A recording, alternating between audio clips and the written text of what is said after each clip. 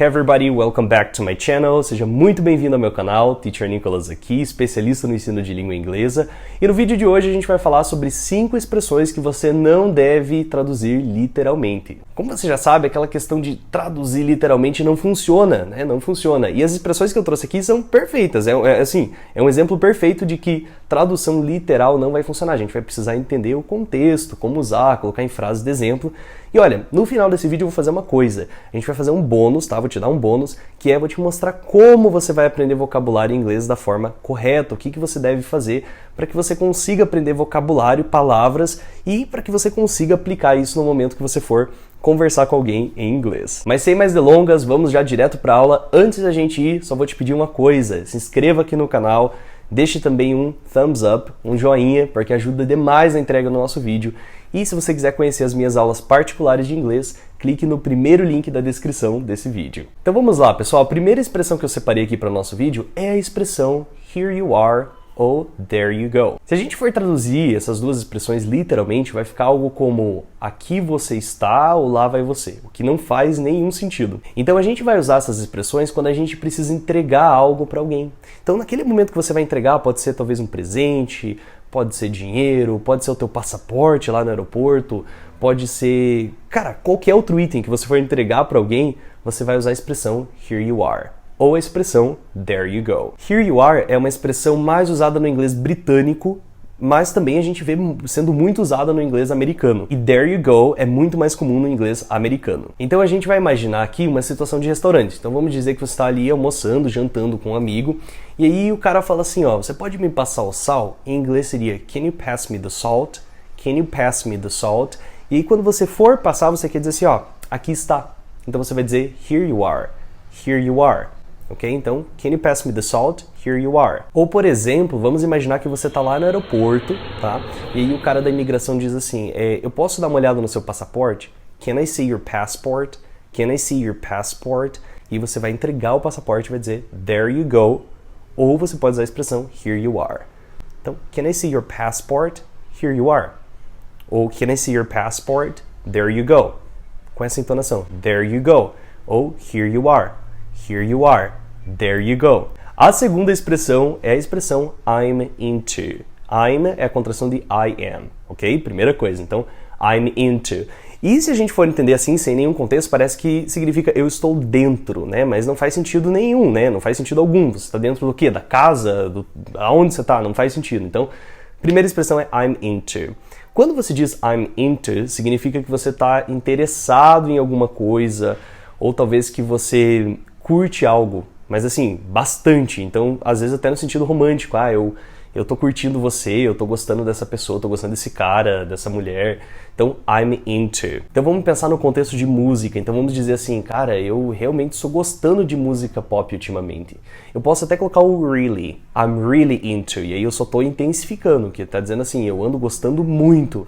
I'm really into pop music these days. I'm really into pop music these days.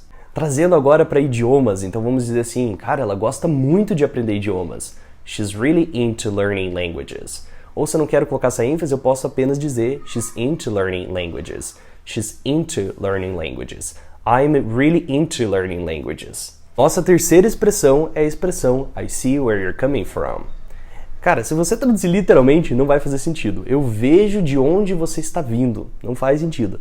Mas você vai usar essa expressão quando você entende o ponto de vista da outra pessoa. Então é uma forma de dizer assim, eu entendo o que você está querendo dizer. Então assim, quando você quer demonstrar empatia, quando você quer demonstrar assim, cara, eu estou entendendo, eu entendo o teu ponto de vista, talvez eu não concorde plenamente com você, mas eu entendo o teu ponto de vista. I see where you're coming from. Pensando numa frase de exemplo, vamos supor ali no debate, eu falo assim, ó, cara, eu até entendo o teu ponto de vista, mas eu acho que, mesmo assim, a gente ainda devia fazer algo diferente, né? A gente deveria fazer isso de uma forma diferente. I see where you're coming from, but I still think we should do it differently. Num contexto agora de loja, vamos trazer isso para loja. Então, vamos supor que você está na loja e o cara fala assim, tipo, teu amigo acha um item muito caro, e você fala assim para ele, você acha caro? You think it's too expensive? Você acha muito caro? You think it's too expensive? I see where you're coming from. Tipo, eu entendo o teu ponto de vista, but it's worth it. Mas, tipo, esse item vale a pena. Vale a pena. It's worth it. Também a expressão, ó, vale a pena é uma expressão em inglês, que é it's worth it. It's worth it. You think it's too expensive? I see where you're coming from, but it's worth it. Então essa foi a expressão I see where you're coming from. E agora nós vamos para a nossa quarta expressão, que é sorry for being such a pain. Sorry for being such a pain. Literalmente, desculpa por ser uma dor. Mas será que é isso que eu quero dizer? E claro que não. A ideia é a gente falar assim, cara, desculpa por ser um pé no saco. Sabe quando você está sendo um pé no saco com alguém? Você está incomodando a outra pessoa, você acha que você está dando trabalho para a pessoa.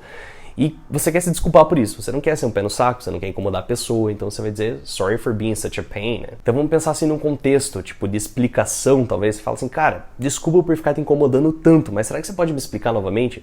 Sorry for being such a pain, but can you explain it again? Outro contexto, tipo, cara, eu sei que eu fico fazendo muitas perguntas. I know I keep asking many questions. Sorry for being such a pain. Tipo, desculpa por ser um pé no saco. Desculpa de fazer tantas perguntas.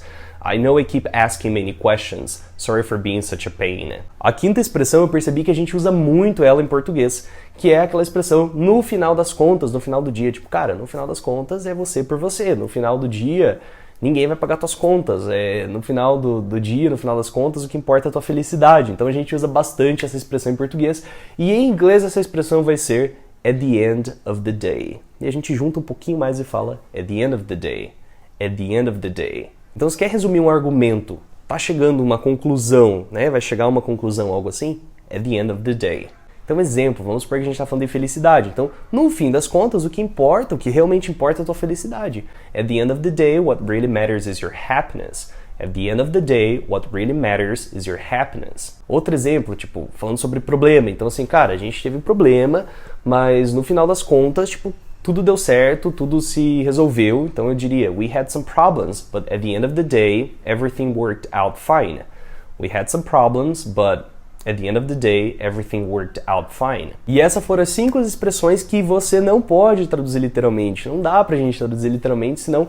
Acho que assim, na verdade a última expressão, at the end of the day, no final do dia, no final das contas, a gente consegue traduzir, né? Mas as outras não. As outras a gente precisa entender o contexto no qual elas são usadas. Agora eu vou falar sobre como você vai colocar isso de uma forma assim, aprender isso para que você consiga usar nas suas conversações em inglês. Vamos lá, gente, falando sobre a questão de memorização. Para você conseguir memorizar e usar essas expressões, é muito interessante que você coloque elas em algum lugar. Então, por exemplo, num caderno de vocabulário, num programa de repetição espaçada, como o Anki, o Quizlet. Porque só olhar dessa forma, assistir a aula, não fazer frase exemplo, dificilmente você vai conseguir memorizar, dificilmente você vai aprender, né? E aí, conforme o tempo passar, você vai esquecer. Então, o que você vai fazer? Hoje você vai usar essa ferramenta aqui, ó, ChatGPT. Por quê? Você vai pegar cada uma dessas expressões que eu te ensinei, você vai pedir para o chat assim, ó, chat, eu gostaria que você criasse 2 frases de exemplo com tradução usando a seguinte expressão. E aí o chat ele vai te mostrar esse resultado aqui. Ele vai te mostrar 2 frases de exemplo com tradução, tá? Aí você entende o contexto, você tem a tradução, você vai entender o que significa a frase, e aí a ideia é que você pegue essa frase e você coloque no seu caderno de vocabulário. Você anote a expressão, por exemplo, sorry for being such a pain, e você coloca uma frase de exemplo para que você tenha contexto. Mas o mais ideal aqui seria você fazer uma frase autoral, ou seja, tenta pegar essas 2 frases que eu te mostrei aqui e tenta agora criar uma frase sua autoral. Você pode colocar a teoria do Lego em prática, que é você pegar essa frase que o ChatGPT fez e trocar apenas um elemento. Aí você não precisa reconstruir e, entende, construir a tua frase desde o começo. Você troca apenas um bloco, pensa como se fosse um Lego. Você troca um bloco apenas, coloca outro no lugar e pronto, você fez uma frase autoral, uma frase completa. Tá? Então tente aprender dessa forma. Aí você pega essa frase, você coloca no seu caderno de vocabulário ou no seu programa de repetição espaçada, o Anki ou o Quizlet. E fazendo dessa forma, você não está aprendendo palavras isoladas, entende? Gente, lista de palavras, de expressões não funciona, porque você precisa de contexto, você precisa criar frases para que quando você for conversar com alguém, você consiga tirar essa frase que está aqui e passar isso pela boca, passar isso para a pessoa. tá? Então é por isso que a gente precisa fazer dessa forma. Então faça isso com todas as expressões que vocês aprenderam no vídeo de hoje. E dito isso, a gente chega então ao final desse vídeo. Antes de você ir, comenta aqui outras expressões que você conhece em inglês, que aí a gente pode fazer um compilado e trazer o vídeo 2, né? A parte 2 desse vídeo. Não esqueça de se inscrever, curta esse vídeo, deixa já esse comentário e se você quer aprender inglês comigo, se você precisa aprender inglês nesse ano ainda, eu te convido a conhecer as minhas aulas particulares, é o primeiro link da descrição deste vídeo. E é isso então, gente, a gente se vê então na próxima aula, no nosso próximo vídeo. Um grande abraço e eu te vejo lá então. I'll see you there.